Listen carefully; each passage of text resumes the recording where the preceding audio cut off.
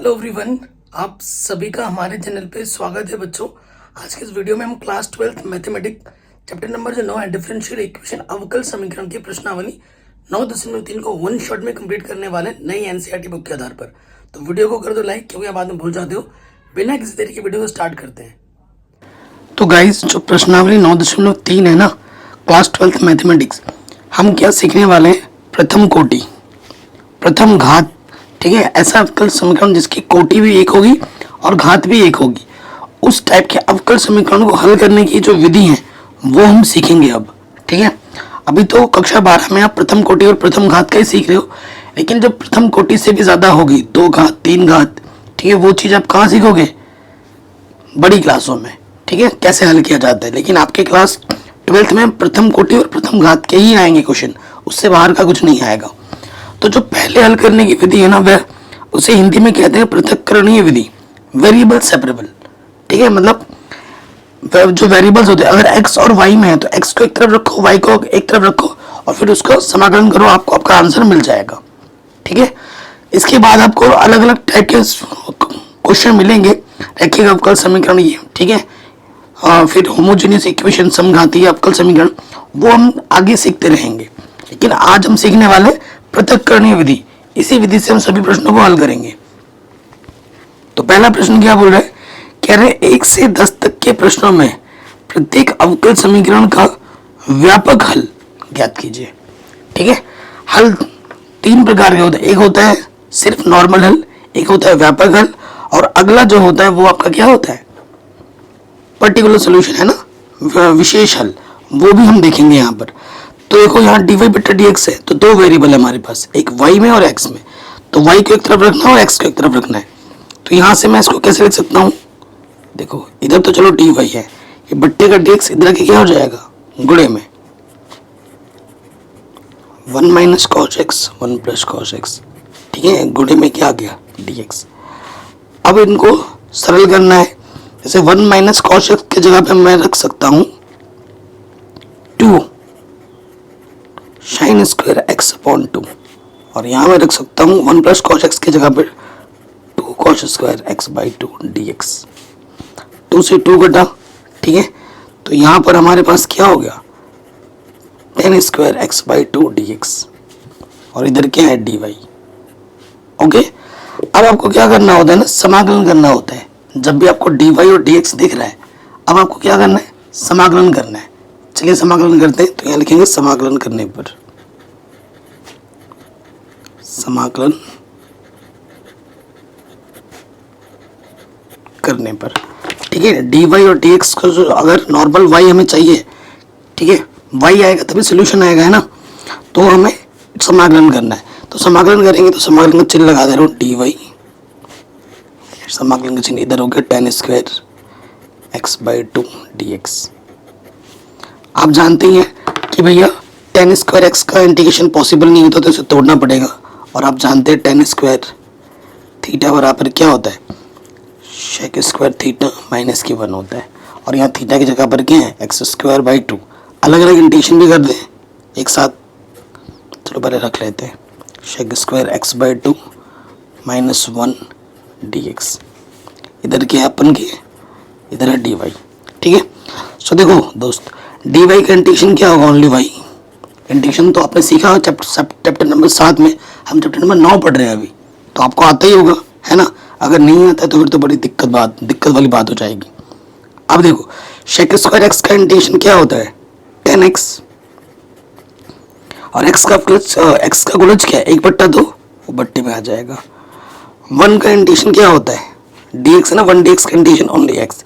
Integration खत्म, c जोड़ देंगे, इसको ढंग से लिख दो, ये बट्टे का तो ऊपर गुणे में आ जाएगा 2 tan x बाई 2 माइनस के x प्लस सी।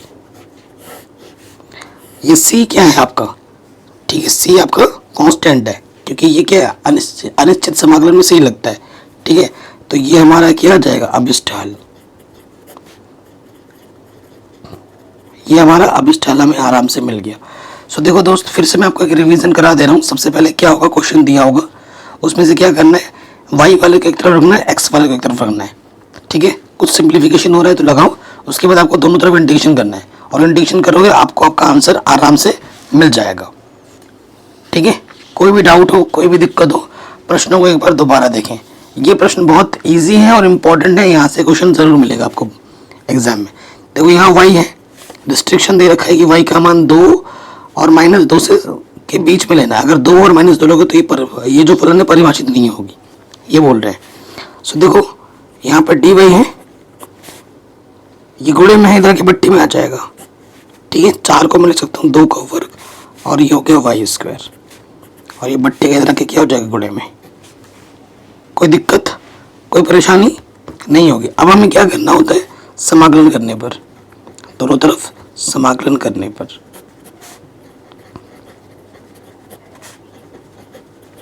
ठीक, जैसे ही हम समाकलन करेंगे तो क्या हो जाएगा, देखो इधर पे समाकलन का चिन्ह आ जाएगा dy।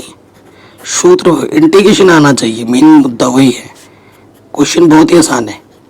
ठीक है, तो इसका इंटीग्रेशन क्या हो जाएगा, देखो ये फॉर्मूला है साइन इनवर्स √a² - x² वाला फॉर्मूला है ना। तो साइन इनवर्स क्या होता है, x/a होता है। तो x की जगह पर यहाँ पर y और a की जगह पर 2। ठीक है, और dx का इंटीग्रेशन x और यहाँ लग जाएगा प्लस में c। इंटीग्रेशन खत्म होने के बाद c जोड़ देते हैं, समाकलन नियतांक। अब ये साइन इनवर्स इधर आ जाएगा y/2, साइन इनवर्स इधर के साइन हो गया, अंदर आ गया x + c। 2 बट्टे में इधर के क्या हो जाएगा गुणे में, तो y बराबर हो जाएगा 2 sin x + c। ठीक है, ये हमें हमारा उत्तर, हाँ ये हमें हमारा आंसर आराम से मिल जाएगा। ठीक, आसान है एकदम, आप खुद ही देख पा रहे हैं कितना आसान है। अगले प्रश्न में आ जाओ। जितना प्रश्न करोगे आपका कॉन्फिडेंस उतना ही बढ़ता रहेगा। ठीक है, तो देखो यहाँ पर मैं लिख सकता हूँ dy/dx प्लस का y इधर के क्या हो गया, माइनस के y हो गया। ठीक है, ये गुणे में कुछ नहीं तो एक लिख सकता हूँ ना मैं, ये गुणे में इधर के क्या हो जाएगा बट्टे में, और बट्टे के इधर गुणे में आ जाएगा dx से कम dx। फिर क्या करेंगे, दोनों तरफ समाकलन कर देंगे, इधर भी समाकलन इधर भी समाकलन। रैखिक समीकरण है 1 - y, इसका इंटीग्रेशन क्या होता है, log 1 - y, और y का जो गुणज है -1 बट्टे में आ गया। dx का इंटीग्रेशन x + c। ठीक है, और माइनस यहाँ लग जाएगा, माइनस के log 1 - y बराबर x + c। ठीक है, फिर देखिए हम किसको कैसे लिख सकते हैं। हाँ, इसको हम लिख सकते हैं x है ना, प्लस का c इधर के क्या हो जाएगा, माइनस के c, और c आप अपने सुविधा से भी ले सकते हो। ठीक है, log में भी ले सकते हो, c कोई भी हो सकता है।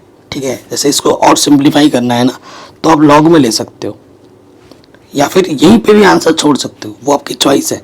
जब एग्जाम में क्वेश्चन आएगा ना कि सिद्ध कीजिए, तब तक हमें हल करना होता है जब तक कि आंसर ना आ जाए। ठीक है, तब तक हमें हल करना होता है कि वही आंसर हमें लाना है। जब सिद्ध करने वाला आपको सिस्टम नहीं दे रखा है तो जहाँ तक हो वहीं पे छोड़ दो। मैं हमेशा ये बोलता हूँ बच्चों को। ठीक है, तो यहीं पे छोड़ दो, ये हमें हमारा आंसर मिल जाएगा। यहीं पे छोड़ दो, हो गया आराम से।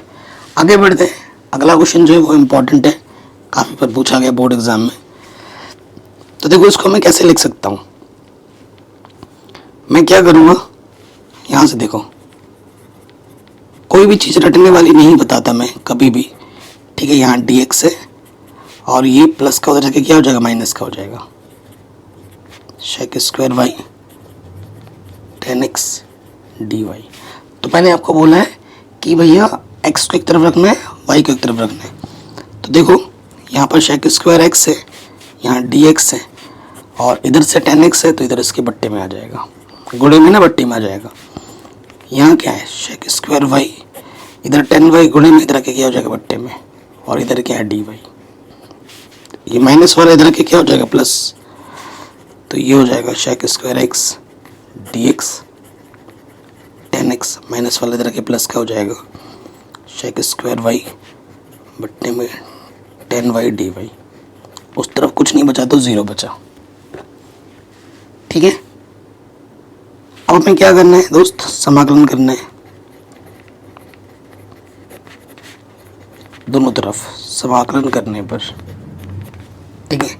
जैसे ही हम समाकलन करेंगे तो यहाँ से क्या हो जाएगा, समाकलन का चिन्ह shake square x D x बट्टे टेन एक्स, समाकलन का चिन्ह शेक स्क्वायर वाई बट्टे टेन वाई डी वाई, ठीक है। इधर समाकलन जब ज़ीरो का समाकलन तो ज़ीरो ही होता है, ठीक है ना, तो ये ज़ीरो। अब क्या है देखिए, अब आप जानते हैं टेन एक्स का जो अवकलज है पूरा ऊपर मिल रहा है ना, टेन वाई का जो अवकलज है पूरा ऊपर मिल रहा है, ठीक है। इंटीग्रेशन आते ही वो ना, जब नीचे मानने पर उसका पूरा अवकलज ऊपर मिलता है तो उस स्थिति में जो समाकलन होता है वो होता है लॉग, किसको माना, टेन को माना, पूरा मिला था तो लॉग टेन एक्स हो जाएगा, और यहाँ से लॉग टेन वाई हो जाएगा। देखो इधर भी लॉग है इधर भी लॉग है, तो अपनी सुविधा के लिए मैं जो कांस्टेंट इधर ले लेता हूँ लॉग सी। आपको सूत्र तो पता ही होगा, log M plus log N क्या होता है, लॉग एम इंटू एन। सूत्र ये एम की जगह पर है, ये एन की जगह पर है, तो ये आ जाएगा log ten X into ten Y, और इधर क्या है लॉग सी। एंटी लॉग ले लेंगे दोनों तरफ एक्सपोनेंशियल में, तो लॉग से लॉग हट जाएगा, यहाँ पे हमें मिल जाएगा ten X into ten Y बराबर सी, ठीक। ये हमें हमारा उत्तर, हमें हमारा आंसर आराम से मिल जाएगा, ठीक है, आराम से बन गया। आगे बढ़ते हैं, अगले प्रश्न में आ जाओ। यहाँ देखो काफ़ी शानदार क्वेश्चन है, एक्स वाले को एक तरफ रखना है और वाई वाले को एक तरफ, तो ये एक की पावर एक्स एक की power minus X D Y, ये माइनस का उस तरफ जाके क्या हो जाएगा प्लस का, ठीक है। एक्स वाले को एक तरफ ले आओ, यहाँ तो डी वाई बचेगा, एक की पावर एक्स एक की पावर माइनस एक्स, ये गुणे में इधर आके बट्टे में आ जाएगा एक की पावर एक्स प्लस एक की पावर माइनस के एक्स, ठीक। ये चीज़ हो गई। अब हमें क्या करना होता है, दोनों तरफ समाकलन करना पड़ता है, समाकलन करने पर तो डी वाई का समाकलन लिख देते हैं, डी वाई का समाकलन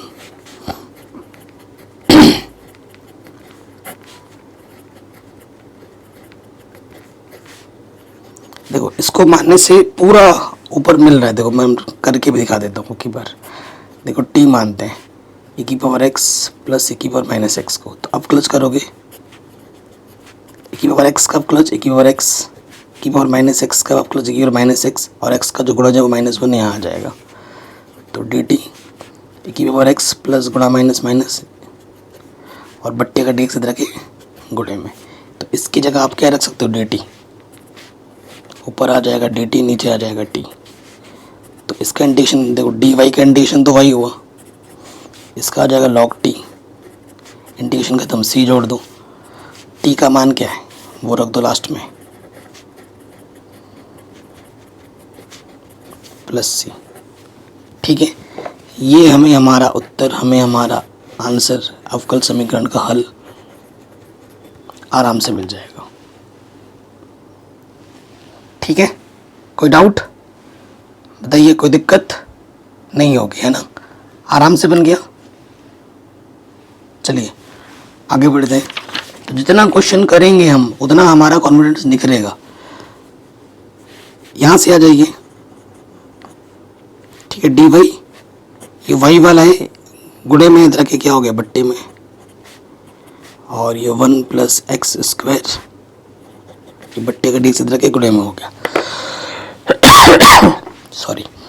अब हमें क्या करना होता है, यहाँ के बाद दोनों तरफ क्या करना होता है, समाकलन करना होता है, तो समाकलन कर देंगे दोनों तरफ, इधर भी समाकलन का चिन्ह इधर भी समाकलन का चिन्ह, ये सूत्र बन गया। किसका समाकलन का होता है, ये टेन इनवर्स वाई का समाकलन है, ये सूत्र में है। देखो दोस्त, समाकलन मैं अभी नहीं सिखा सकता ना, समाकलन आपको आता होगा तभी आप चैप्टर पढ़ रहे हो, और नहीं आता तो पहले समाकलन अवकलन सीखिए, उसके बाद ही ये चैप्टर आप करोगे। ये चैप्टर बहुत आसान है अगर समाकलन आती है तो, ठीक है। देखो वन डी एक्स है, डी एक्स का इंटीग्रेशन एक्स होता है, एक्स की पावर 2 है तो एक्स के ऊपर एन वाला सूत्र लगाएंगे, एक्स के ऊपर 3 बट्टे में 3। ठीक है, इंटीग्रेशन ख़त्म। अब जैसे इंटीग्रेशन ख़त्म हो सी जोड़ दो। ठीक है, इतना आसान प्रश्न था। आंसर क्वेश्चन शुरू होने से पहले ख़त्म हो गया 2 लाइन में। ठीक है, तो ये तभी ख़त्म होगा जब हमें इंटीग्रेशन आता होगा। अगला प्रश्न है, अच्छा तो ये है y log dx और माइनस के एक्स डी वाई इधर आके क्या हो गया प्लस के एक्स डी वाई। अब y को एक तरफ रखना है, x को एक तरफ, log y है ये। ठीक है, यहाँ dx ये x बट्टी के अंदर गुणे में आ गया और ये dy यहाँ y log y, ये चीज़ हो गई। ठीक है, दोनों वेरिएबल को एक तरफ कर दिया, x वाला एक तरफ y वाला एक तरफ। अब क्या करना हो तो दोनों तरफ समाकलन। देखो dx बट्टे x, इसका इंटीग्रेशन क्या होगा log x, इसमें तो कोई दिक्कत नहीं है। अब इसमें क्या है ना, माना log y को अगर तुम t मानोगे तो dt y है ना, dt बट्टे dy। log y का इंटीग्रेशन क्या होता है 1 बट्टे y, तो dy बट्टे y, dy बट्टे का तरगुणे में आ गया तो dy बट्टे y की जगह तुम क्या रख सकते हो, dt रख सकते हो। dy बट्टे y ऊपर आ जाएगा dt और log y को आपने क्या माना है t, तो log t का इंटीग्रेशन और dt बट्टे t का इंटीग्रेशन क्या होता है log t। ठीक है, रख दिया मैंने t।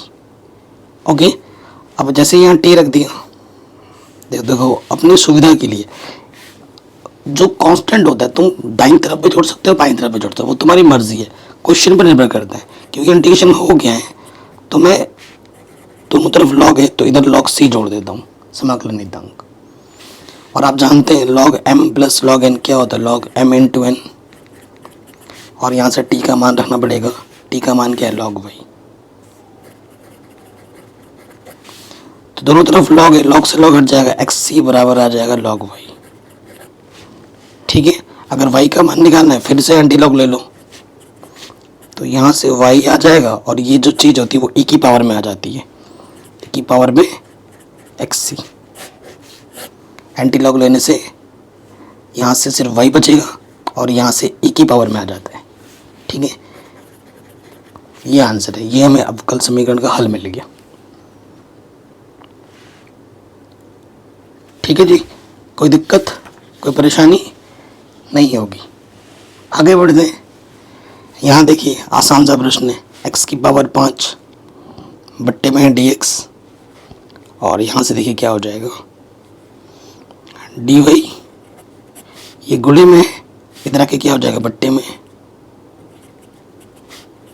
dx इधर है और ये आ जाएगा बट्टे में, माइनस भी है। ठीक है, तो देखो y की पावर प्लस का 5 उधर ऊपर जाके क्या हो जाएगा माइनस के 5, ये भी वैसे ही हो जाएगा। ठीक है, वेरिएबल सेपरेबल हमने कर दिया, x एक तरफ y एक तरफ। अब हमें क्या करना, दोनों तरफ समाकलन। ठीक है, x की पावर n वाला नियम लग जाएगा, n प्लस 1 n प्लस 1।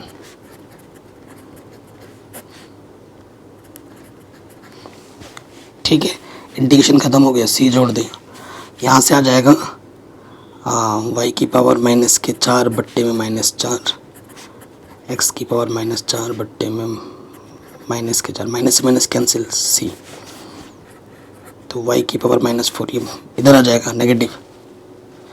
ठीक है, नेगेटिव 4 और अंदर है x की पावर माइनस 4 प्लस c, यहीं पर छोड़ दो। ये हमें हमारे अवकल समीकरण का क्या मिल जाएगा, हल।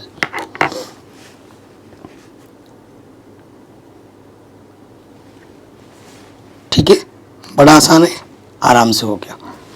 चलिए आगे बढ़ते हैं 90 नंबर पे। कह रहे डी वाई बटा D x sine inverse x है, तो यहाँ से देखो डी वाई इधर आ जाएगा, डी एक्स बट्टे का है ना, इधर आके क्या हो जाएगा गुणे में। अब हमें क्या करना है, दोनों तरफ समाकलन करना है, इधर भी समाकलन इधर भी समाकलन। तो डी वाई का समाकलन वाई होता है, साइन इनवर्स का समाकलन नहीं होता है तो गुणे में यहाँ लगाएंगे हम 1। ठीक है, और इसमें लग जाएगा फर्स्ट इंटू सेकेंड। तो क्या होता है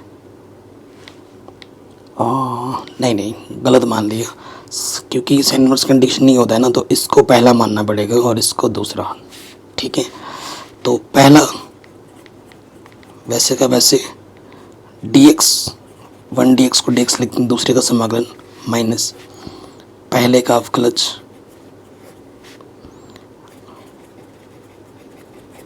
ठीक है, पहले का अवकलज दूसरे का समाकलन फिर पूरे का समाकलन। सूत्र याद होना चाहिए, dx कंडीशन x होता है, sine inverse x condition 1/√1 minus x square, और dx कंडीशन क्या होता है x। ठीक है, ये चीज़ आ गई, कोई दिक्कत नहीं है। अब क्या है, बहुत से तरीके हैं इस इंटीग्रेशन को हल करने के, बहुत से ज़्यादा तरीके हैं। अब एक्स स्क्वायर को अगर इसको नीचे मानने से, देखो मैं मान लेता हूँ, ठीक है, तो मैं माना 1 माइनस एक्स स्क्वायर को मैंने टी मान लिया। ठीक है, अवकलज करेंगे तो 1 का अवकलज 0, एक्स स्क्वायर का अवकलज 2x dt/dx, तो ये हो जाएगा x dx बराबर माइनस के dt/2। ठीक है, रखो यहाँ पर, तो इधर तो y है, यहाँ आ गया साइन इनवर्स x। इस x के गुणा इस x से मत कर देना, ये एंगल का x है, ये ध्यान रखना। ठीक है, तो x और dx की जगह पर क्या आ रहा है, माइनस के dt, माइनस माइनस ये बना देगा इसको प्लस dt/2, और इसकी जगह पे आ गया √t। ठीक, ऊपर जाके क्या हो जाएगा, टी की घात माइनस है ना, अंडर का मतलब घात में 1/2, प्लस का है नीचे, ऊपर जाके माइनस का हो जाएगा dt। अब x की पावर n के रूप में आ गया है, तो सूत्र लगा देंगे,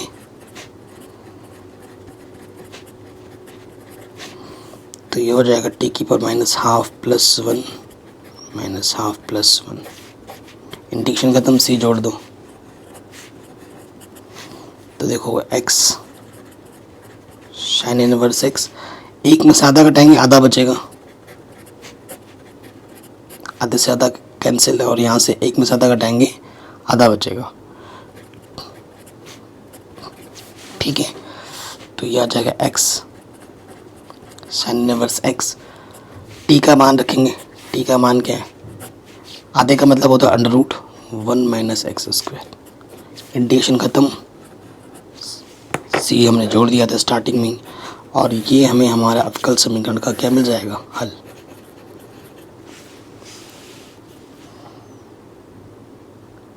ठीक, कोई दिक्कत, कोई परेशानी यहाँ तक नहीं होगी, आराम से बन गया ये प्रश्न भी। अब आते हैं 10वें नंबर पर। ये इस प्रश्न को हमें हल करना है। सो देखिए क्या करना है, हाँ, यहाँ e⁻x 10y dx, और ये प्लस का उधर के क्या हो जाएगा, माइनस का 1 minus e⁻x sec² y dy। अब ये dx दिख रहा है, तो e⁻x dx, यहाँ से ये x, ये गुणे में इधर के बट्टे में आ गया। फिर देखिए sec² y, यहाँ से 10y गुणे में इधर के क्या आ गया, बट्टे में dy। ठीक हो गया, कोई दिक्कत, कोई परेशानी नहीं होगी। अब देखिए ये नेगेटिव वाला इधर के क्या हो जाएगा, पॉजिटिव e⁻x,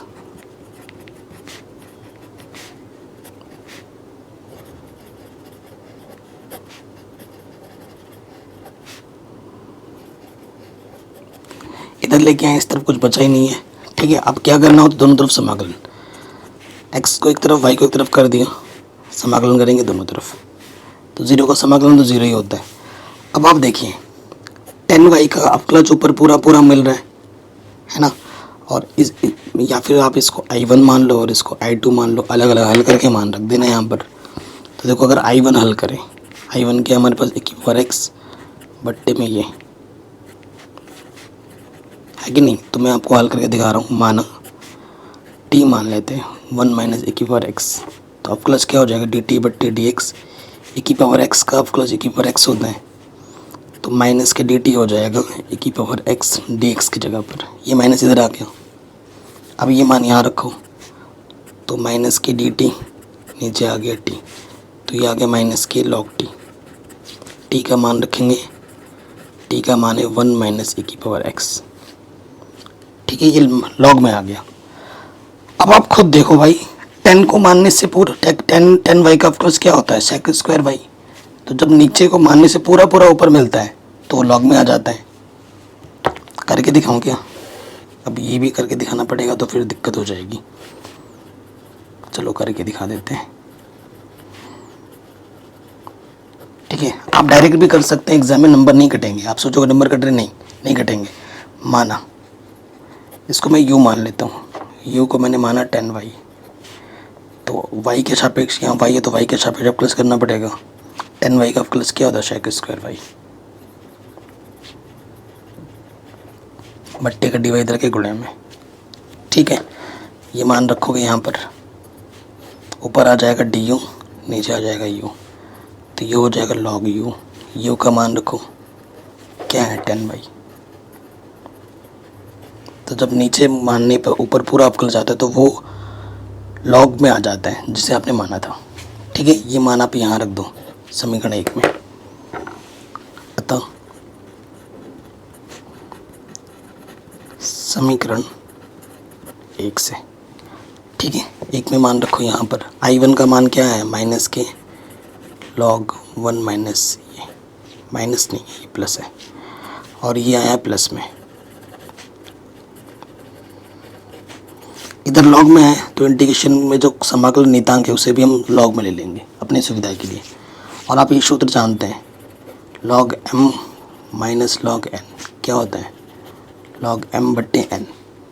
ये m की जगह पर है, ये n की जगह पर है, ये माइनस है ना, तो यहाँ से आ जाएगा log 10y बट्टे में 1 माइनस e की पावर x, और इधर है log c, दोनों तरफ log है, log से log हट जाएगा। 10y यहाँ से बचेगा सिर्फ c, और इधर है बट्टे में 1 माइनस ई एक्स, तो 10y क्या हो जाएगा, ये बट्टे के तरह गुणे में आ जाएगा।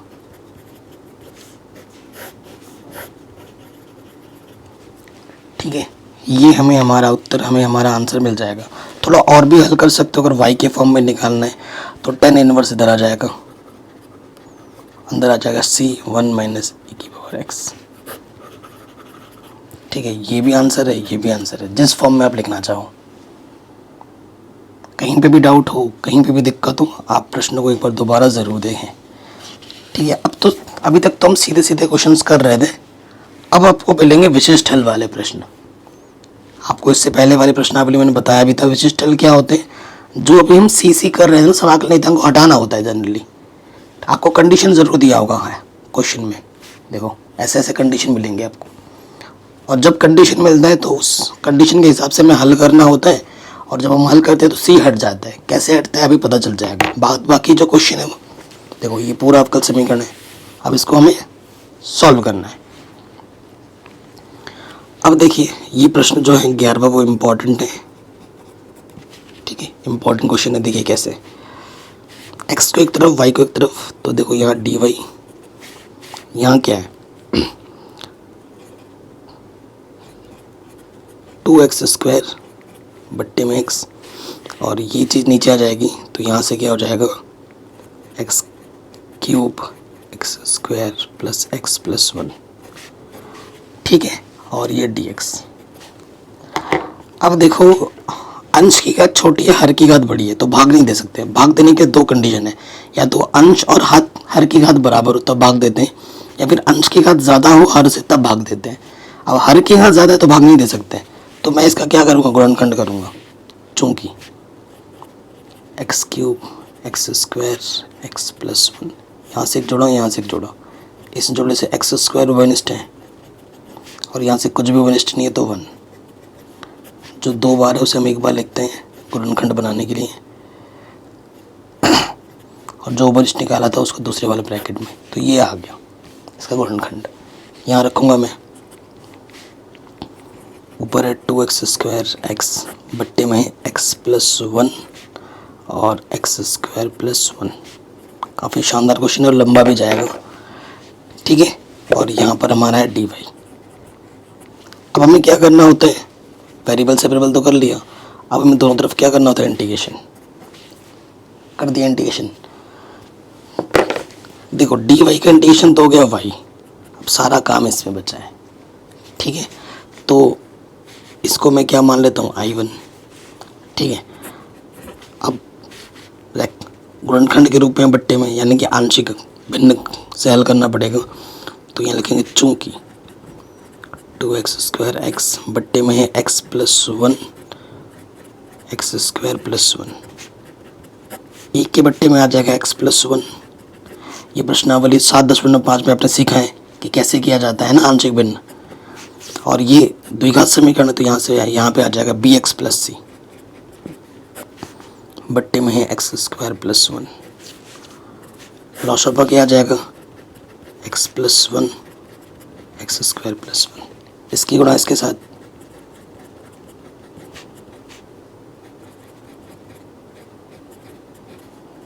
और इसकी गुणा इसके साथ, ठीक। अब देखो इससे ये होगा कट, अंदर गुणा करो, ये हो जाएगा ax square a come a, ठीक है। x से गुणा करेंगे तो ये हो जाएगा bx स्क्वायर और ये हो जाएगा cx, एक से गुणा करेंगे तो ये हो जाएगा bx और c एक कम c। तो एक्स स्क्वायर वंश निकालो, यहाँ से a और यहाँ से b, फिर x वंश निकालो, यहाँ से c और यहाँ से b, और फिर a और c क्या जाएगा, कांस्टेंट रूप में। इधर क्या हमारे पास 2x स्क्वायर प्लस एक्स, क्या करनी है हमें, तुलना।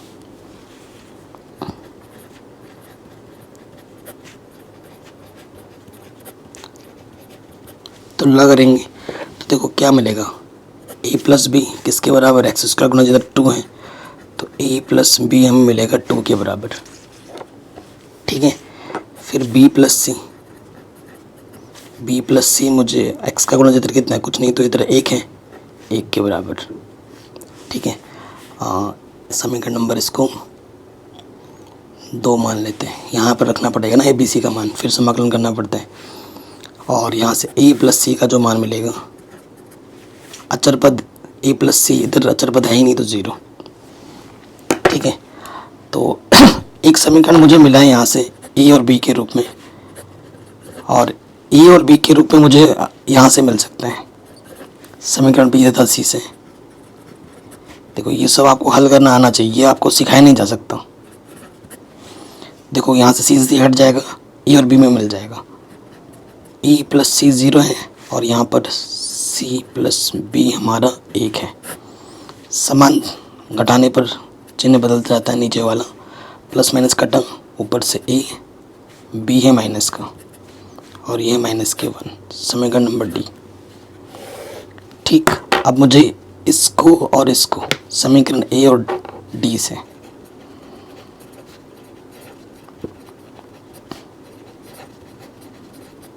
इसको हल करते हैं, तो देखो मेरे पास a प्लस बी 2 है और यहाँ से a माइनस बी मेरे पास माइनस के 1 है। a और b ये जो कांस्टेंट निकालते हैं ना, इसी में समय लगता है, बाकी आंशिक भिन्न बहुत आसान विधि है। जोड़ेंगे, जोड़ने पे प्लस माइनस b कटेगा, 2a बराबर 1, तो a का मान आ जाएगा 1/2। देखो यहाँ पर a प्लस सी का मान कितना है, 0, तो c का मान क्या होगा, माइनस a के बराबर, और ये रखोगे a, यानी कि c का मान हो जाएगा माइनस के 1/2। a भी मिल गया, c भी मिल गया, b चाहिए आपको। देखो b प्लस सी बराबर 1 है, तो b बराबर क्या है, b है हमारे पास 1 माइनस सी, तो c का मान है माइनस के 1/2, तो माइनस माइनस हो जाएगा प्लस के 1/2, तो b का मान आ जाएगा 3/2,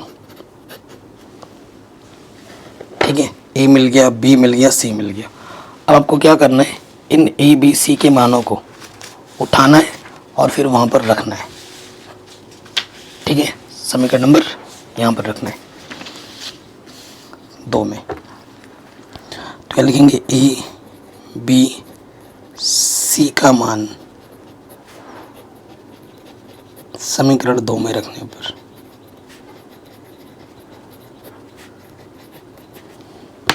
ठीक है, तो रखते हैं।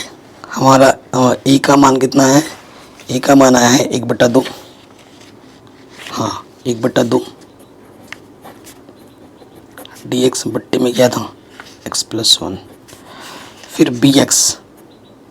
b का मान आया है 3/2 प्लस का, अलग अलग ले लेंगे 3/2, और यहाँ से x के बट्टे में है x² + 1 dx। c के बट्टे में ये अलग ले लेंगे। c का मान कितना आया है? -1/2 और x² + 1। ठीक है, अगर आप ध्यान से देखें, और इधर तो हमारा y था ही, समीकरण अगर एक की बात करें, इधर y था और ये पूरा I1 था।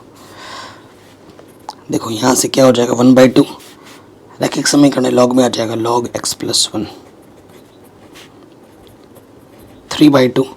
अगर आप ध्यान से देखें, थोड़ा सा स्मार्ट भी बनो, कैलकुलेशन करते करते स्मार्ट बन जाना चाहिए। इसका प्लस करेंगे तो x² का प्लस 2x होता है, तो मैं यहाँ पर 2 से गुणा करूँगा और यहाँ पे भी 2 से गुणा कर दूँगा, और इसको मानने से इसका पूरा अवकलज ऊपर मिल रहा है। जब नीचे मानने से पूरा अवकलज ऊपर मिलता है तो लॉग में आ जाता है, जो जिसे आपने माना है x² + 1। ठीक है, और ये इसका इंटीग्रेशन तो शुद्ध डायरेक्ट होता है, dx/1 + x² क्या होता है? tan 1x। tan 1x। ठीक हो गया, इंटीग्रेशन खत्म, c जोड़ दिया, ये मेरा y है। ठीक है, सो इसको अगर ढंग से लिख दें, y बराबर 1/2 log x+1 3/4 log x² + 1 1/2 tan 1x + c। ये c आ गया है ना, प्लस में c है, तो ये अभी हमारे पास ये क्या है? ये व्यापक हल है, हमें निकालना है विशिष्ट हल। विशिष्ट हल में क्या होता है? इस c को हटाना होता है। ये जो c है ना, इसको हमें क्या करना है? हटाना है। ये हमें मिला है व्यापक हल। अब हमें c हटाने के लिए जो कंडीशन दे रखा है क्वेश्चन में, उसका उपयोग करना है। y बराबर 1 हमें मिलेगा अगर x का मान 0 है,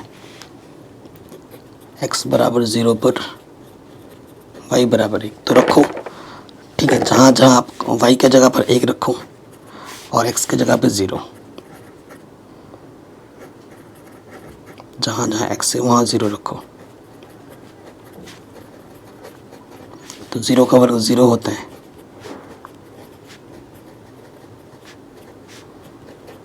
ठीक है, सो अगर आप ध्यान से देखें और आपको ये पता भी है कि भैया log 1 की वैल्यू 0 होती है, तो यहाँ से log 1 बचेगा 0, यहाँ से log 1 बचेगा 0 × समथिंग 0, और tan 1 की वैल्यू क्या होती है?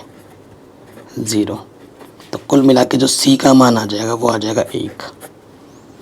इसको एक समीकरण मान लेते हैं, समीकरण नंबर 3। तो हम क्या करेंगे? c का मान समीकरण नंबर 3 में रखने पर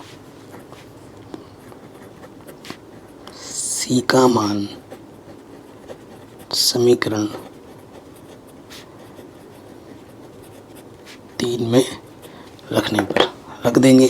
तो यहाँ से देखो y बराबर 1/2 log 1 + x 3/4 log 1 + x² - k 1/2 tan 1x, और c का मान कितना है? +k1। तो ये जो हमें मिला, ये हमें मिला है हमारा विशिष्ट हल, जिसमें c नहीं है। ये हमारा क्या है? विशिष्ट हल। अंग्रेजी में इसको बोलते हैं पर्टिकुलर सॉल्यूशन, शॉर्ट में PI कहा जाता है इसको। ठीक है, तो ये हमें हमारा उत्तर, हमें हमारा आंसर आराम से मिल जाएगा। कहीं पे भी डाउट हो, दिक्कत हो, आप वीडियो को एक बार दोबारा देखें। देखो इन सभी प्रश्नों में हमें क्या करना है? PI निकालनी है। तो ठीक है, इसमें भी वही देखो, देखते ही पता लग रहा है कि भाई आंशिक भिन्न लगाना पड़ेगा। ये देखते ही पता कब लगता है? जब आप बहुत सारे क्वेश्चन की प्रैक्टिस करते हो, और प्रैक्टिस एक दिन में नहीं होता है, धीरे धीरे होता है। ठीक है, यहाँ पर dy है और dx से कम dx, ये गुणे में ही तरह के बट्टे में आ गया। 1 को मैं 1 का स्क्वायर भी लिख सकता हूँ, और आप ये फॉर्मूला जानते हैं, a² - b² क्या होता है? ए प्लस बी गुणा ए माइनस के बी। तो इधर हमारे पास है डी वाई डी एक्स, यहाँ ये हो जाएगा एक्स प्लस वन और एक्स माइनस के वन। ठीक है, तो देखो इंटीग्रेशन करना है दोनों तरफ, इंटीग्रेशन करेंगे। जो वाह यहाँ से इंटीग्रेशन करेंगे तो इसको समीकरण मान लो। इसका तो हमें क्या करना पड़ेगा, आंशिक भिन्न। डी एक्स का गुणज क्या है, कुछ नहीं तो एक है, एक बट्टा x, x plus one x minus one. ठीक है, तो यहाँ से आ जाएगा ए के बट्टे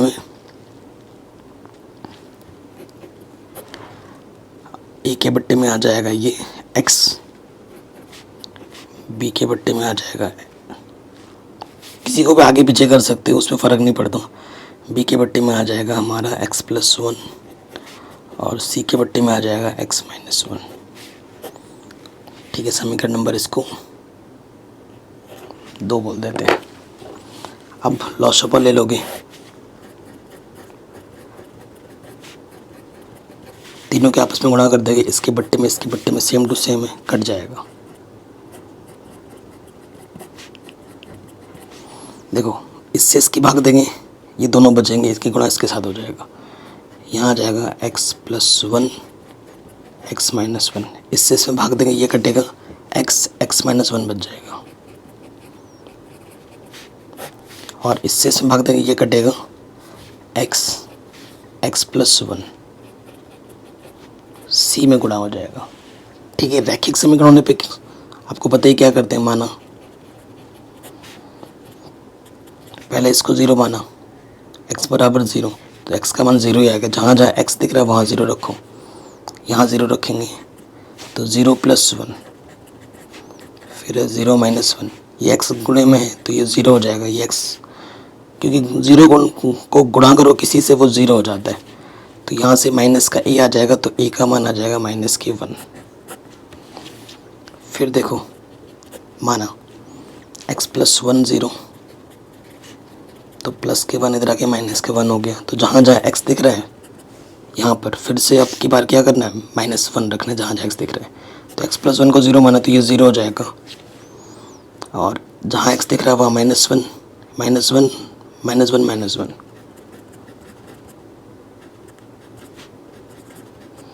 एक्स प्लस वन की जगह ज़ीरो रखा है तो ये ज़ीरो, तो माइनस टू एक, तो ये आ जाएगा टू बी, तो b का मान आ जाएगा एक बट्टे दो। ठीक है, अब की बार किसको ज़ीरो मानना है, x माइनस वन को, पुनः x माइनस वन को ज़ीरो मानेंगे तो माइनस का वन इधर के क्या हो गया, प्लस का वन। फिर से यहाँ जहाँ जहाँ x है वहाँ पर क्या रखना है, वन रखना है। आपने x माइनस वन को ज़ीरो माना है तो ये ज़ीरो हो गया, ये भी ज़ीरो हो गया, और x की जगह पे क्या रखना है, वन। तो यहाँ से टू सी का मान आ जाएगा एक बट्टे दो। ए बी सी का मान आ गया, ए बी सी का मान उठाओ और समीकरण नंबर 2 में रख दो एक साथ। ठीक है, तो यहाँ ए बी सी का मान रखने पर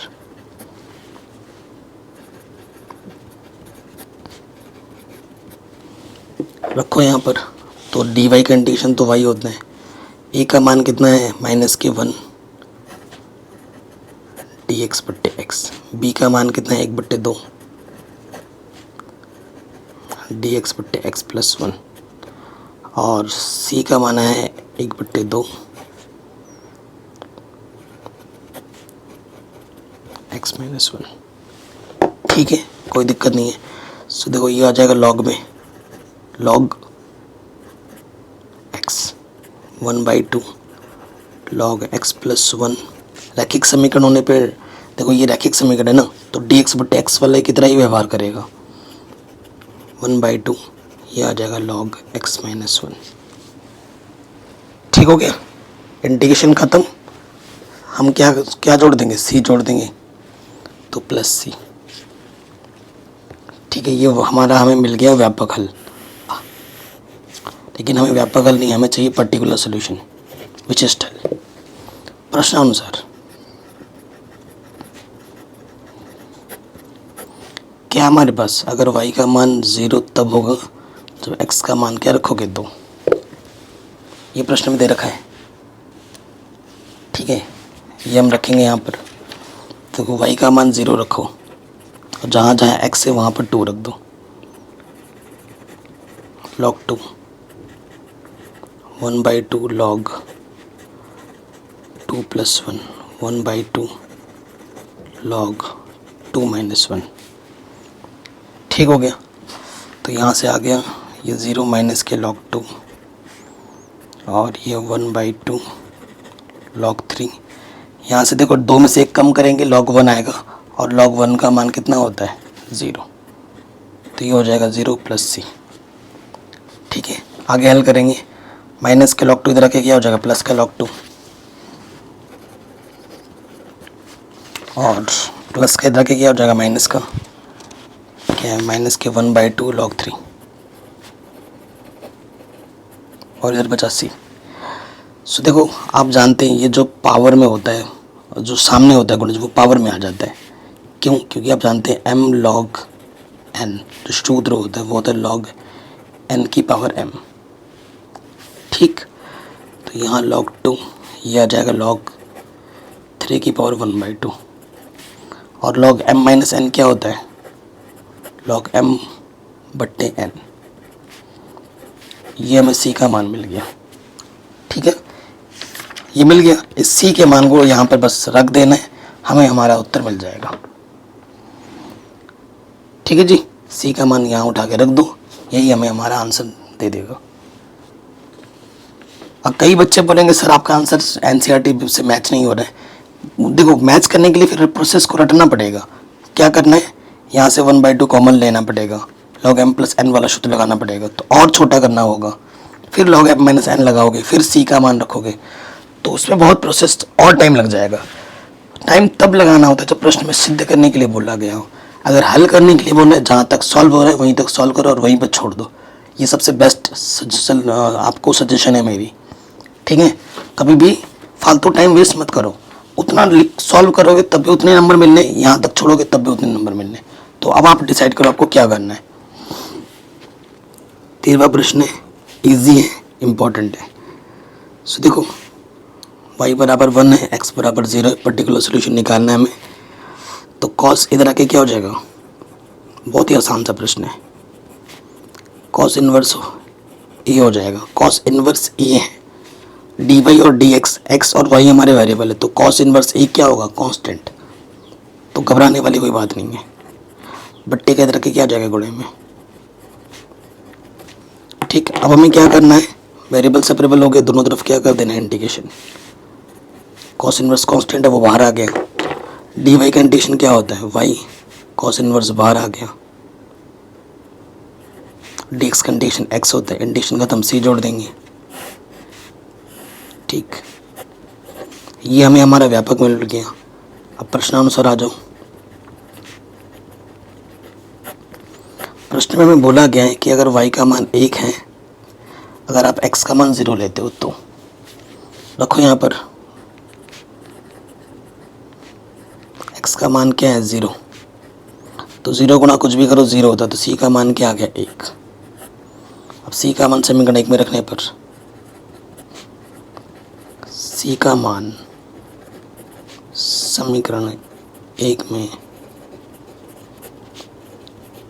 रखने पर रख दो, तो y बराबर आ जाएगा cos इनवर्स से x + 1।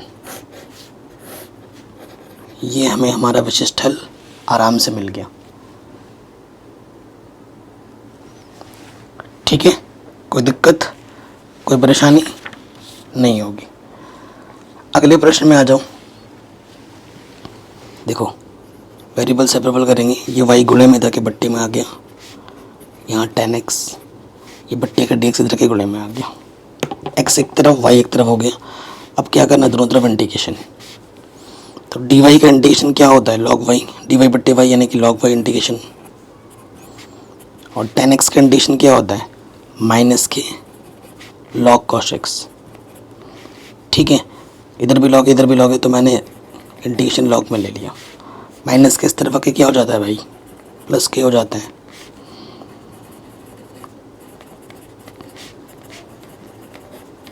देखो log m plus log n का रूप है बाईं तरफ, तो सूत्र आपको पता ही है, log m plus log n क्या होता है, log m इंटू n, तो ये हो जाएगा log y गुणा cos x, और इधर है log c, इधर भी log इधर भी log, दोनों तरफ एंटी लॉग लेंगे, log से log हट जाएगा, तो y इंटू cos x बराबर c। ये हमें मिल गया व्यापक हल, हमें चाहिए विशेष हल। चूँकि y बराबर 2 है, अगर x का मान 0 लोगे, ठीक है, तो y की जगह पे 2 रखो और x की जगह पे 0 रखो। cos 0 का मान कितना होता है 1, तो c का मान कितना आ गया 2। c का मान समीकरण का a में रख दो, c का मान रखने पर, ठीक, तो यहाँ से मिल जाएगा y cos x, c का मान कितना है 2। ये हमें हमारा विशेष हल आराम से मिल जाएगा, विशिष्ट हल। कोई दिक्कत, कोई परेशानी आपको नहीं होनी चाहिए। ये क्वेश्चन आपका आराम से बन गया। अब आते हैं नेक्स्ट प्रश्न में।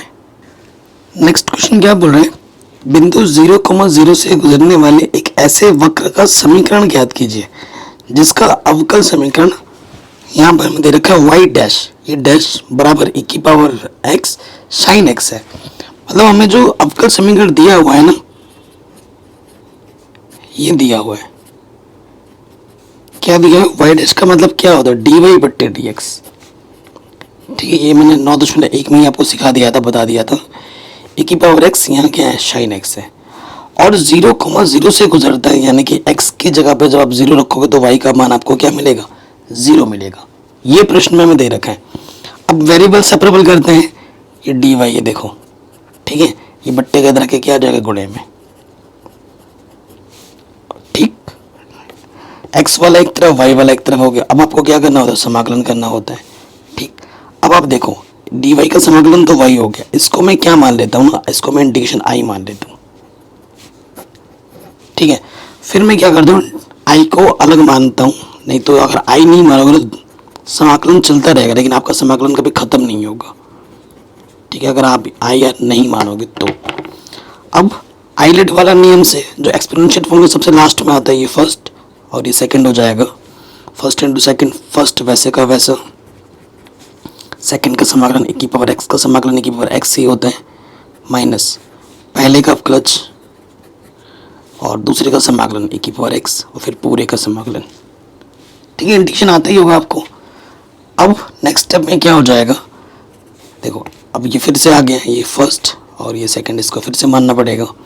ये तो चलो हो ही गया, sin x इंटू e की पावर x, तो देखो ब्रैकेट लगा देंगे, क्या होगा, पहला वैसे का वैसे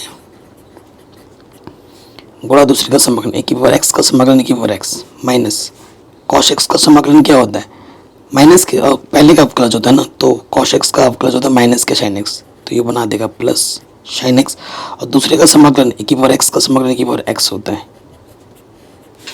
सो अगर आप ध्यान से देखें, ये चीज़ क्या है, ये चीज़ आपका दिया हुआ प्रश्न है i, ठीक है, इधर भी i चल रहा है और माइनस से गुणा करेंगे तो ये भी i हो जाएगा, यहाँ पर हमारा आ जाएगा sin x e की power x cos x e की पावर x। जैसे ही समाकलन खत्म हो जाए ना, समाकलन खत्म तो होगा नहीं, मैं आपको दिखाता हूँ कैसे, ये प्लस इंटू माइनस माइनस, इसके जगह पे आ जाएगा i, यहाँ प्लस c जोड़ दो, ठीक है। अब देखिए ये माइनस का इधर के क्या हो जाएगा प्लस की i, ठीक है, ये इधर आके क्या हो गया प्लस की i। अब यहाँ से देखिए आई प्लस का i, यहाँ से e की पावर x उपनिष्ठ निकाल सकते हैं, निकाल दो, यहाँ से है sin x, अंदर है माइनस के cos x, ठीक हो गया। कोई दिक्कत यहाँ तक, कोई परेशानी यहाँ तक नहीं होगी। प्लस में क्या है, ये c है, ये देखो i है, ये दो गुणे हैं, इसके बट्टे में ही लेना बस, ठीक है, ये c बाद में जोड़ा जाता है, मैंने स्टार्टिंग में ही जोड़ दिया था, कोई दिक्कत नहीं है। समाकलन हो गया माइनस के cos x बट्टे में 2 और ये है c, ठीक है, ये आ गया इंटीग्रेशन। इस मान को हमें कहाँ रखना हुआ है समीकरण नंबर 1 में रखना है। तो हमारे पास कुल मिला के y बराबर क्या हो गया, e की power x sine x minus cos x बट्टे में 2 प्लस सी। ये हमें मिल गया व्यापक समीकरण। ठीक है, ये हमें मिला व्यापक समीकरण। अब चूंकि 0,0 से जाती है, यानी कि x की जगह पे 0 रखना है और y की जगह पे भी 0 रखना है।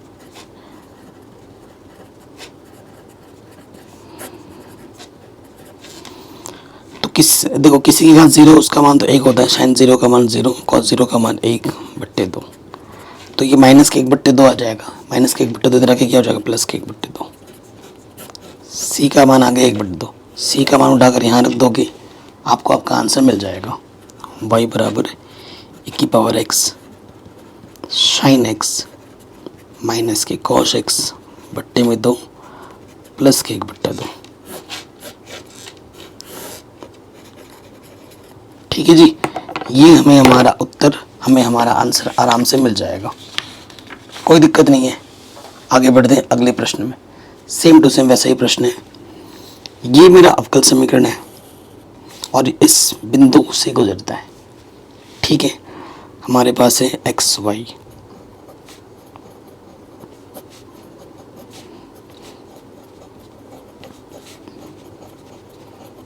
एक्स को एक तरफ लिखना है, वाई को एक तरफ लिखना है।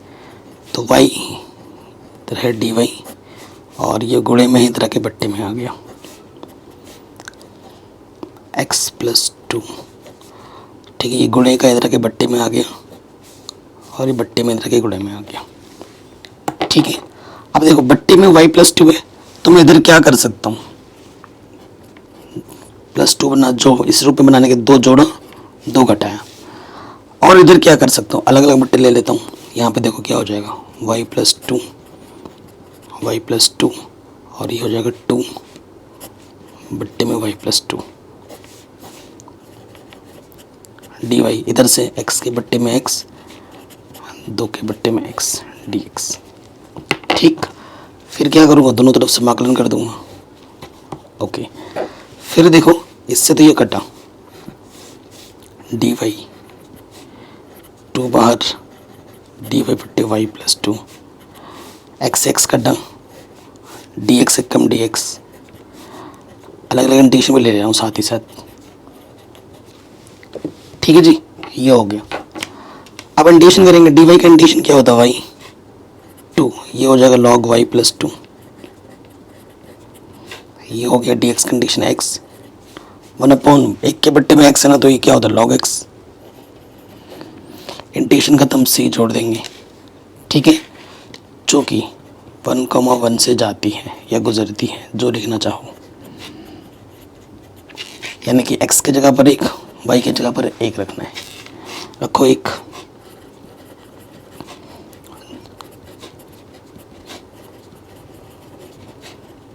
देखो भाई, log 1 का मान होता है 0, तो ये जो सामने होता है वो आ जाता है पावर में, तो ये आगे माइनस के log 3 होगा, 3 की पावर में 2, और ये हो गया 0 प्लस सी।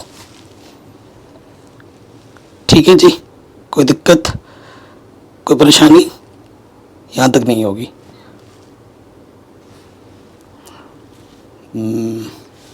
1,1 से गुजरती है ना, तो ठीक है।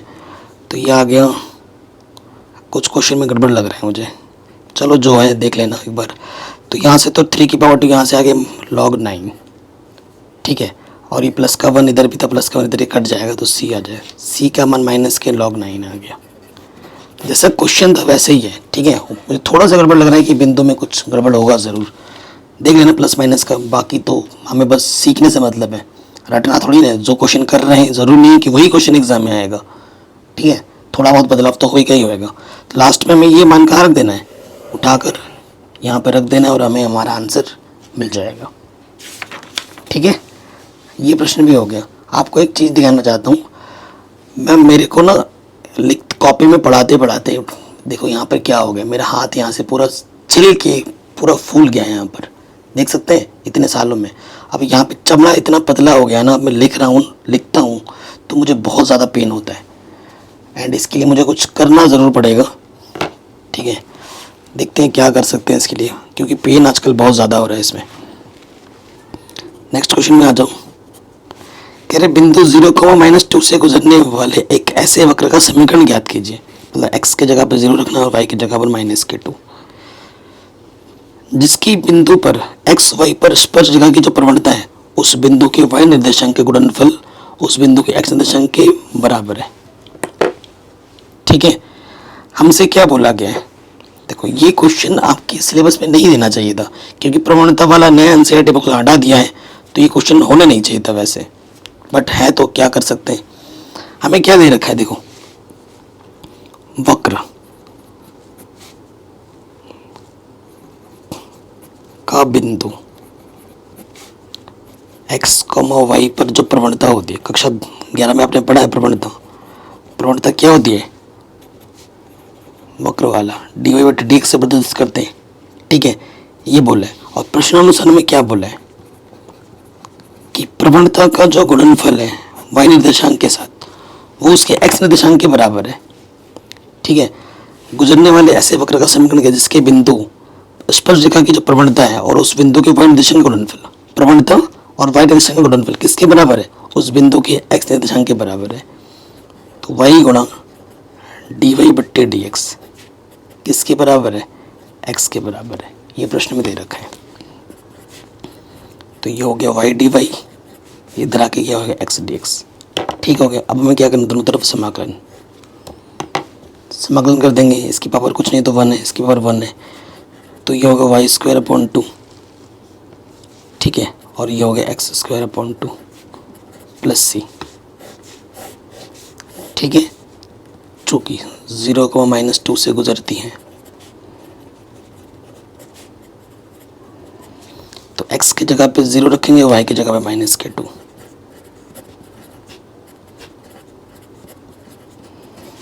तो 2 का वर्ग 4, 2 से काटेंगे तो यहाँ 2 बचेगा और यहाँ जाएगा 0 + c। तो c का मान आ जाएगा, देखो, ठीक है, c का मान आ गया 2। c का मान रख दो, c का मान रखने पर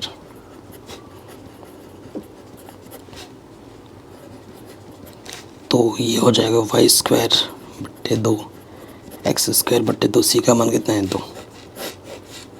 यहीं पे छोड़ दो, ये हमें हमारा विशिष्ट हल आराम से मिल जाएगा। ठीक है, कहीं पे भी डाउट हो वीडियो को दोबारा देखें। अगले प्रश्न में आ जाइए। देखिए, ये जो प्रश्न है क्या बोल रहे हैं, एक वक्र के किसी बिंदु x y पर स्पर्श रेखा की जो प्रवणता है उस बिंदु को -4, -3 से मिलाने वाले रेखाखंड की प्रवणता की दुगनी है। ठीक है, प्रवणता की क्या है? दुगनी है। और यह वक्र बिंदु -2, 1 से गुजरता है। तो इस वक्र का क्या करना है? समीकरण ज्ञात करना है। ठीक है, आप जानते हैं जो रेखा की प्रवणता होती है वो होती है dy/dx। और एक बिंदु ये दे रखा है और एक बिंदु ये दे रखा है। इसकी प्रवणता चूंकि बिंदु x, y व -4, -3 की प्रवणता, सूत्र क्या होता है मैं बता देता हूँ। सूत्र आपका होता है y1 - y2 x1 - x2। ठीक है, ये सूत्र होता है। तो y1 क्या है? y, y2 क्या है? -3 माइनस प्लस, x1 क्या है? x, x2 है -4। तो ये हो जाएगा माइनस प्लस। ये प्रवणता और ये प्रवणता। अब आ जाओ प्रश्नानुसार। प्रश्न में क्या बोल रहा है? प्रश्न में ये बोल रहा है कि जो वक्र की प्रवणता है, ठीक है, dy/dx, वो दुगनी है किससे? इसकी प्रवणता से। इन दो बिंदुओं की प्रवणता की दुगनी है। ठीक है, तो 2 से गुणा कर दो। ठीक है, अब इसको क्या करना है? हल करना है। y वाले को एक तरफ, ये गुणे में रख के क्या हो जाएगा? बट्टे में। और ये जो बट्टे में है ये आ जाएगा गुणे में। फिर क्या कर देना है? दोनों तरफ समाकलन, इधर भी समाकलन, इधर भी समाकलन। ये हो जाएगा log y+3, 2 बाहर log x+4, इंटीग्रेशन ख़त्म, c जोड़ देंगे। ठीक है, तो देखो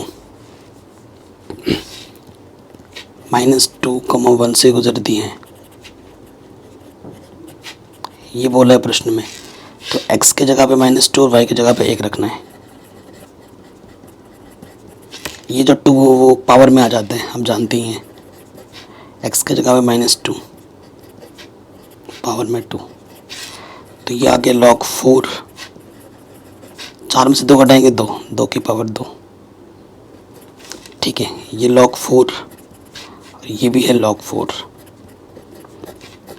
तो c का मान आ गया 0। ठीक है जी, c का मान उठाकर यहाँ रख दो। c का मान रखने पर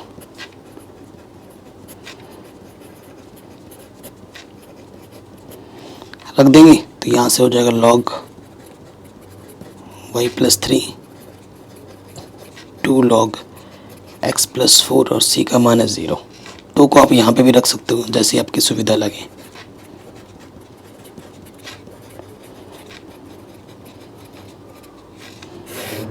ठीक है, दोनों तरफ से log भी हटा सकते हो और हल कर सकते हो। log से log हट जाएगा, यहाँ बचेगा y+3 बराबर x+4 की पावर 2, तो y बराबर आ जाएगा x+4 की पावर 2 माइनस की 3। चाहो तो इसको भी हल कर सकते हो, यहाँ पे भी छोड़ सकते हो। ठीक है, ये हमें हमारा उत्तर, हमें हमारा आंसर आराम से मिल जाएगा। 19वां क्वेश्चन आपसे क्या बोल रहे हैं, बहुत ही शानदार प्रश्न है। ये जो स्पेशली 4 क्वेश्चन आने वाले हैं, कह रहे हैं एक गोलाकार गुब्बारे का आयतन, ये गोलाकार गुब्बारा है आपका।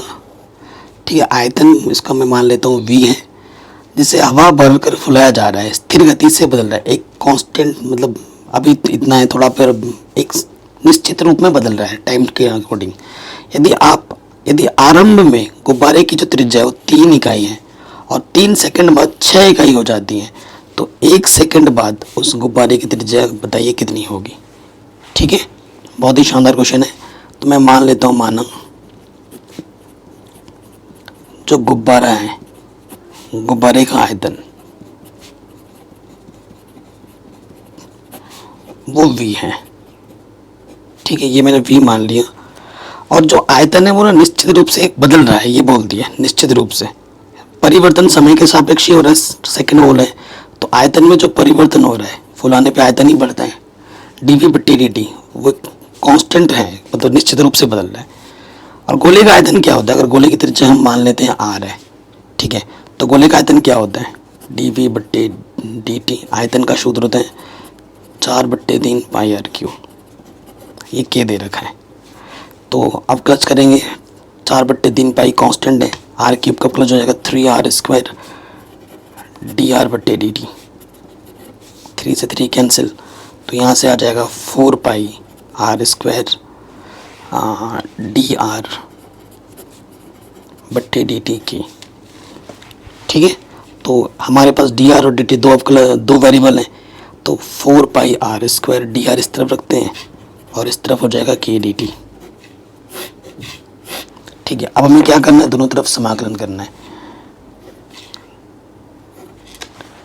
ठीक है, 4 पाई r² के साथ d² होना चाहिए था। ठीक है ना, अब क्लच करेंगे, 4 पाई बाहर, r का ये हो जाएगा r की घात 3/3, dt का समाकलन t हो जाएगा, समाकलन जैसे ही हो जाए c जोड़ देंगे। ठीक है, ये चीज आ गई, ध्यान से देखना। प्रारंभिक स्थिति में, ठीक है, प्रारंभ में इनिशियल r का मान 3 बोला है, 3 है स्टार्टिंग में, यानी कि एकदम स्टार्टिंग में समय क्या होती है, 0 होती है, तो t का मान क्या है, 0 है इनिशियल स्टेज में, ये रखो। तो 4 पाई r का मान है 3 बट्टे में है 3, k समय का मान है 0 प्लस c, तो यहाँ से काटेंगे, एक पावर कम होगी, 9 9 चौको 36, तो यहाँ से आ जाएगा 36 पाई c का मान मिल गया। c का मान उठाकर यहाँ रख दो। ठीक है, c का मान उठाकर यहाँ रख देंगे, तो ये हो जाएगा 4 पाई आर क्यूब बट्टे 3 के टी प्लस 36 पाई। पुनः पुनः क्या बोला प्रश्न में, 3 सेकंड बाद टी का मान जब 3 होता है तो आर का मान 6 होता है। ठीक है, ये रखो। तो 4 पाई आर का मान क्या है, 6, कि टी का मान कितना रखना है, 3, और ये है 36 पाई 6। ठीक है, 6 छंग 36, 36 गुणा 6, 3 भी है तो 4 पाई 6 छंग 36 गुणा 6 बट्टे में 3, 3 दूनी यहाँ से 3k प्लस 36 पाई, 4 दूनी 8, 36 गुणे 8। ठीक है, 36 पाई, 3 भी यहाँ से उपनिष्ठ दिख रहा है मुझे।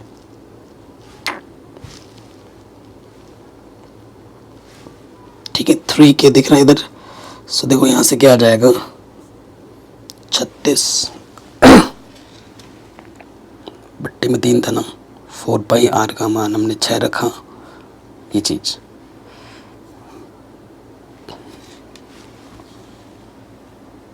सो देखो 36 दूनी 72 गुणे में है 4k, यहाँ से 3k और ये प्लस के 36k, 36 पाई। ठीक है, तो ये 72 पाई और ये 36 पाई, पाई के रूप में आपको दिख रहा है। तो ये प्लस के इधर के क्या हो जाएगा, घट जाएगा।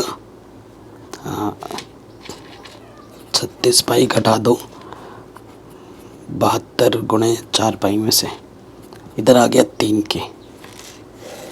ठीक है, सो हल करेंगे, घटाएंगे 72, 4 दूनी 8, तो यह आ जाएगा 288 पाई माइनस के 36 पाई और यहाँ है 3k, यहाँ बचेगा घटा देंगे तो 252, 3 गुणा में रखे बट्टे में, तो k का मान आ गया 252, है ना, कटेगा 3 से, काट देते हैं। 3 8 24, 1 बचा 3 चौके 12, तो k का मान जो आ जाता है वो आ जाता है 84 पाई।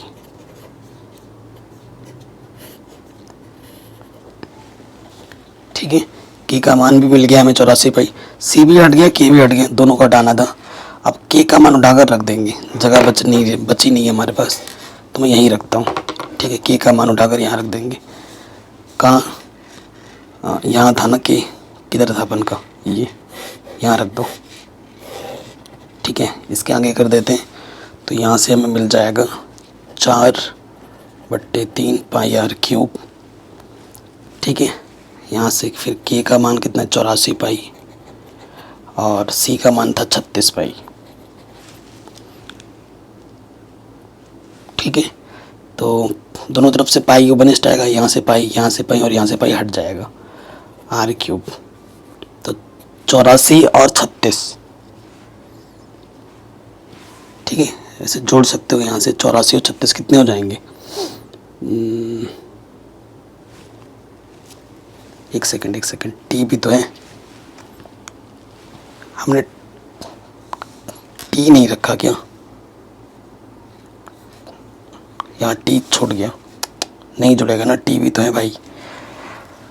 देखिए फिर यहाँ से क्या हो जाएगा, आर क्यूब, यहाँ 3 आ जाएगा और यहाँ 4 आ जाएगा, पाई तो हट गया। यहाँ से बचा आपका कितना, कुछ उभयनिष्ठ आ रहा है तो निकाल सकते हैं।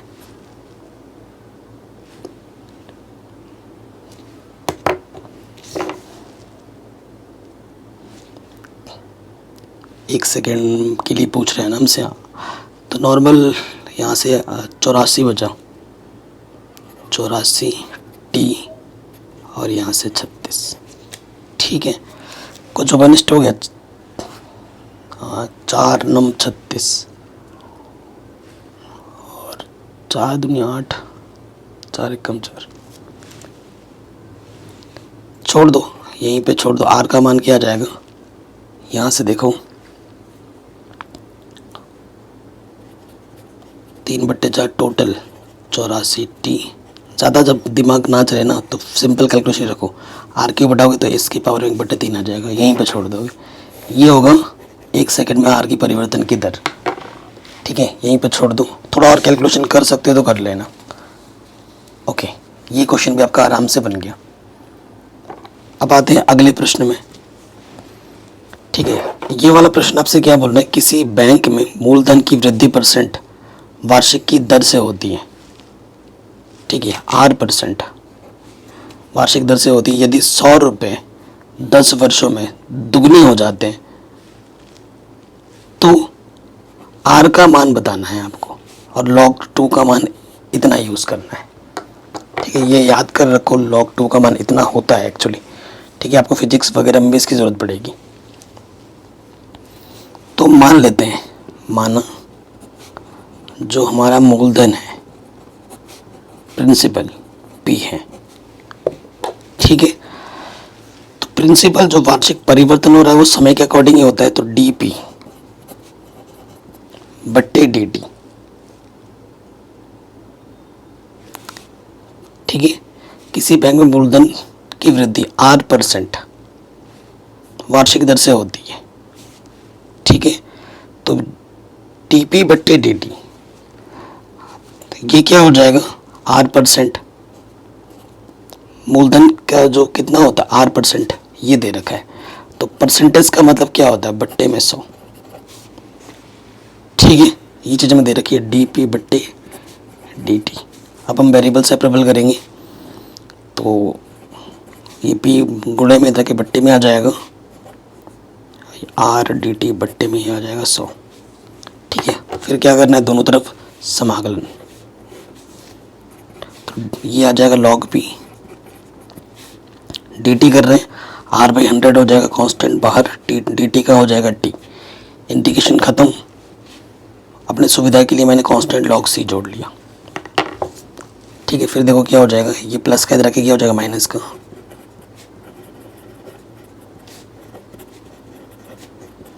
ठीक है, log M माइनस N क्या होता है, log M upon N, R/100 T। Anti log ले लूँगा, लॉग हट जाएगा P बट्टे C और ये चीज़ आ जाएगी E की पावर में। ठीक है, यानी कि P ये C गुणे में इधर के बट्टे में इधर गुणे में आ जाएगा E की पावर में R/100 T। ठीक है, ये चीज़ हमें मिल जाएगी।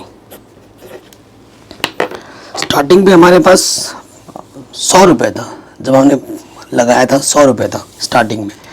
तो स्टार्टिंग में मतलब समय हमारे पास 0 था, प्रारंभिक स्थिति में समय 0 होता है और प्रिंसिपल हमारे पास 100 था। ये प्रश्न में दे रखा है, तो P की जगह 100 रख दो, C का मान निकालना है और E की पावर देखो जैसे कोई कुछ भी हो। ठीक है, T का मान 0 रखते ही वो 0 हो जाएगा, यानी किसी की पावर में 0 हो तो उसका मान कितना होता है, 1। तो C का मान आ जाएगा 100। ठीक है, C का मान उठाकर हम क्या करेंगे, यहाँ रख देंगे, तो यहाँ से हमें मिल जाएगा P बराबर 100 E की पावर R/100 इंटू T। ठीक है, फिर क्या बोल रहा है, 10 वर्षों में डबल हो जाता है, दुगना हो जाता है, यानी कि T हमारा है 10 वर्ष और दुगना हो जाता है, प्रिंसिपल हमारा कितना हो जाता है, 200 हो जाता है। रखो P की जगह पे 200 और E की पावर R/100 और T की जगह पे 10। ठीक है, तो 0 से 0 कटा 2, E की पावर R/10।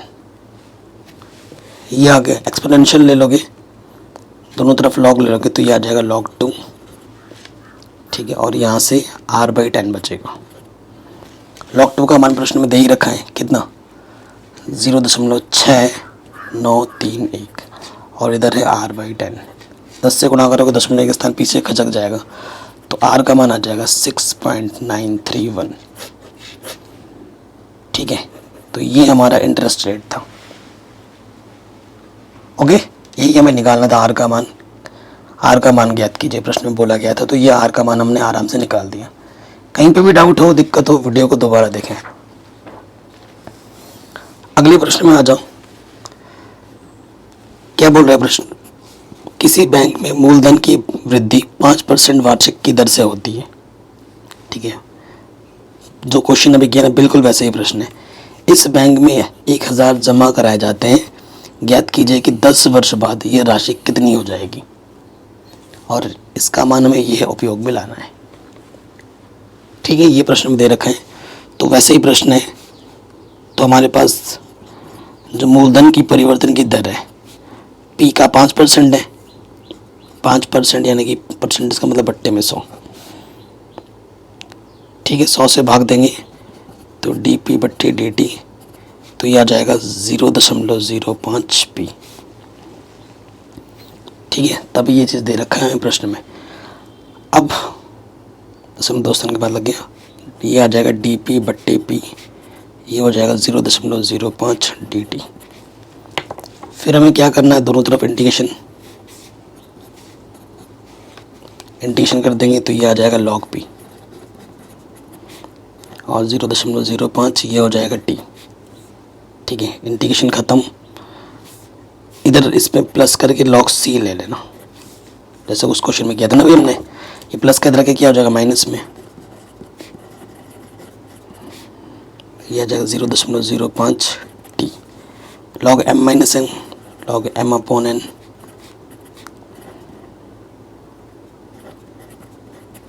एंटी लॉग ले लेंगे, पी बट्टा सी ई की पावर में आ जाएगा 0.05 टी। तो पी बराबर हो जाएगा सी ई की पावर में 0.05 टी।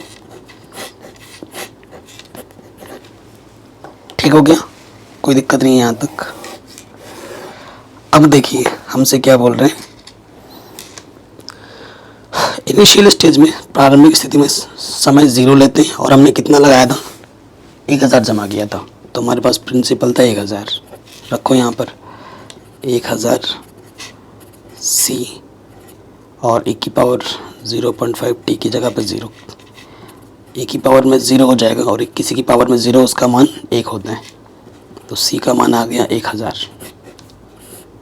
c का मान उठाकर यहाँ रख देंगे। ठीक है, तो हमारे पास क्या हो जाएगा, p बराबर 1000 सी ई की पावर 0.05 टी। ठीक हो गया। अब 10 वर्ष में कितना होगा ये बताना है, 10 वर्ष के लिए। ठीक है, 10 वर्ष के लिए यानी कि t बराबर 10 रखना है, यहाँ पर t बराबर क्या रखना है 10। कितना प्रिंसिपल होगा वही हमें बताना है, तो 0.05 गुणा 10, 1000, ये हो जाएगा e की पावर 10, 0.10 से गुणा करेंगे, दशमलव के स्थान खिसक जाएगा तो ये 0.05 हो जाएगा। और इसका मान प्रश्न में दे रखा है, कितना दे रखा है 1.648। 3 से गुणा करूंगा, दशमलव के स्थान बाद खिसकेगा तो ये आ जाएगा 1648। तो प्रिंसिपल कितना हो जाएगा, प्रिंसिपल हो जाएगा 1648, 10 साल बाद।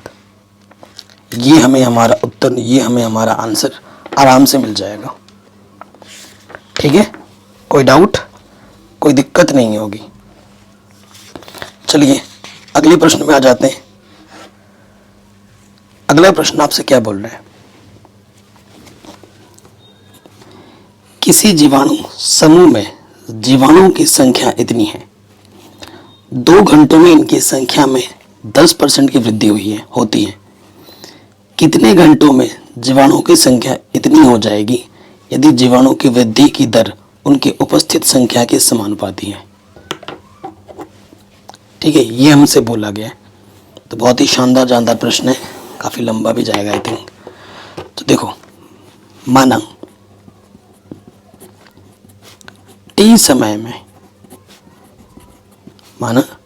समय में जीवाणुओं की संख्या, क्या लिख दिया, जीवाणुओं की संख्या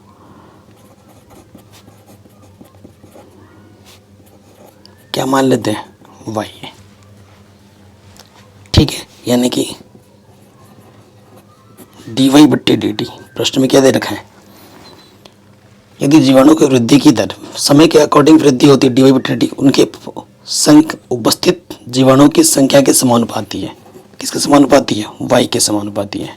ये प्रश्न में बोल रखा है, ये हम नहीं प्रश्न बोल रहे हैं। तो समानुपाती का चिन्ह हटाओगे, बराबर लगाओगे तो एक कांस्टेंट जुड़ जाता है, माना वो कांस्टेंट k है। ठीक है, वेरिएबल सेपरेबल करोगे dy बट्टे में y, और यहाँ हो गया k dt।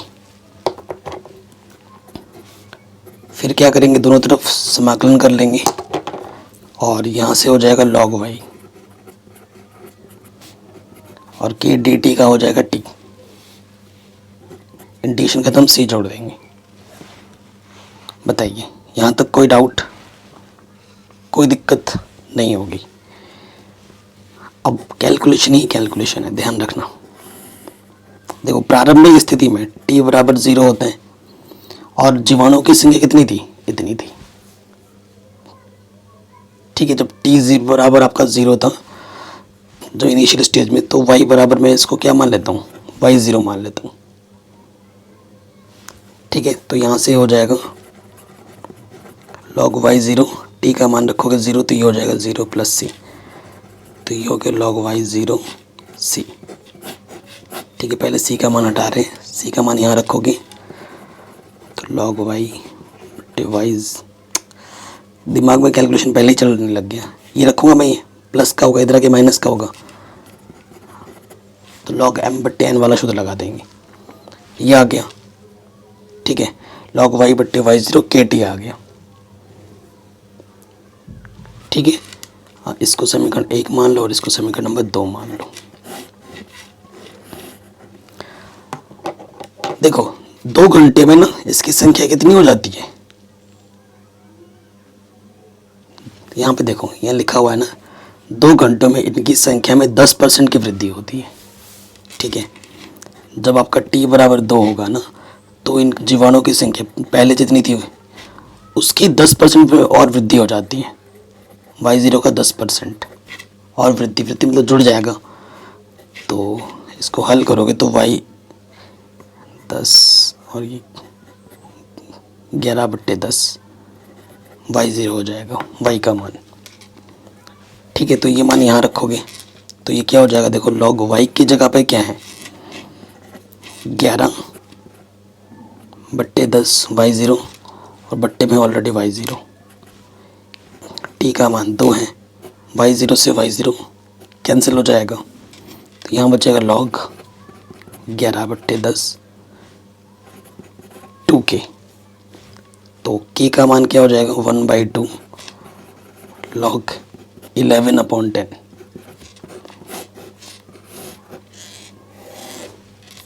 ठीक है, इस k का मान उठाकर हमें यहाँ रख देना है। ठीक है, क्वेश्चन की प्रैक्टिस करना, नहीं तो बहुत दिक्कत हो जाएगी। log y बट्टे y0, k का मान रख देंगे 1/2 log 11/10, ये t, समीकरण 3 मान लिया। ठीक है, अब प्रश्न में ये बोला है, ठीक है, प्रश्न में बोला है कितने घंटों में t का मान आपको निकालना है, जीवाणुओं की संख्या 2000 हो जाएगी। पहले इतनी थी, इससे इतनी होने में कितना समय लगेगा, ये आपको निकालना है। ठीक है, ये चीज़ आपको क्या करनी है? निकालनी है। सो देखो, अगर आप यहाँ पे ध्यान से देखें, y इनिशियल कितनी थी? y बट्टे y0 इतनी हो गई, कितना 0 है? 5, 3, 4, 5, और पहले इतनी थी, तो ये आ जाएगा 2। ठीक है, कितना समय t का मान निकालना है, तो ये आ गया log, इसकी जगह पे ये मान रखोगे तो ये आ जाएगा 2, और ये 1/2 log 11/10 t। ठीक है, t का मान निकालना है। यहाँ से देखिए क्या हो जाएगा,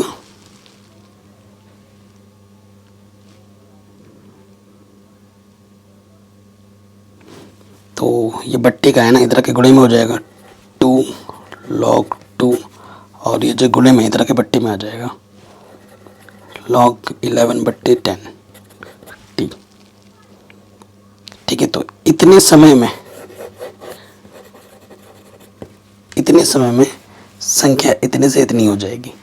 ये हमें हमारा उत्तर आराम से मिल जाएगा। ठीक है, कहीं पे भी डाउट हो, दिक्कत हो, आप प्रश्न को एक बार दोबारा देखें। जब तक रिवीजन नहीं करोगे तब तक उसमें परफेक्ट नहीं बन सकते। ठीक है, चलिए अब आते हैं हम अपने आखिरी प्रश्न में। आई थिंक क्वेश्चन 22 दोबारा से रिपीट कर दिया उसने। ठीक है, क्वेश्चन नंबर 23 क्या है मैं आपको बता देता हूँ। आपके पास अवकल समीकरण दे रखा होगा dy/dx बराबर e⁻x + y। इसका व्यापक हल क्या होगा ये आपको बताना है। व्यापक हल जिसमें c होता है। ठीक है, सो देखो इस चीज़ को मैं लिख सकता हूँ e⁻x गुणा e⁻y। ठीक है, और इधर क्या है dy/dx। तो y वाले को एक तरफ ये गुणे में इधर के बट्टे में आ जाएगा और ये इधर आ जाएगा। ठीक है, ये बट्टे में ऊपर जाके क्या हो जाएगा हाथ में माइनस। ठीक है, ये हो गया। अब दोनों तरफ क्या कर दोगे समाकलन, वेरिएबल सेपरेबल हो गया, दोनों तरफ समाकलन कर दो। e⁻−y का इंटीग्रेशन e⁻−y और बट्टे में -1 लग जाएगा y का गुणज।